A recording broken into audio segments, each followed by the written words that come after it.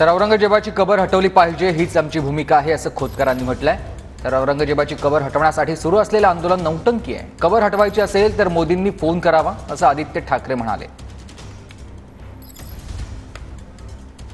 सरकारने अजून भूमिका स्पष्ट केलेली नाही, परंतु आमची भूमिका आहे की औरंगजेबाची कबर तिथून हलवली पाहिजे। अशा प्रकारचे स्थळ आम्हाला नकोयत। औरंगजेबाची कबरच काय, परंतु एक कण सुद्धा तिथं आम्हाला नकोय। बघा, हे सगळी नौटंकी आंदोलन वगैरे करणं हे केंद्र सरकार ह्यांचंच आहे, राज्य सरकार ह्यांचंच आहे, शासन ह्यांचं आहे, प्रशासन ह्यांचं आहे। जर यांना वाटत असेल की ती कबर तिथून काढली पाहिजे, प्रधानमंत्री महोदयांनी फोन उठवावा आणि ASIचे जे डायरेक्टर जनरल आहेत, गुजरात कॅडरचेच आहेत, अनेक वर्ष गुजरातमध्ये त्यांनी काम केलेलं आहे, त्यांना सांगावं की लगेच आजच्या आज रातोरात ती कबर काढली पाहिजे।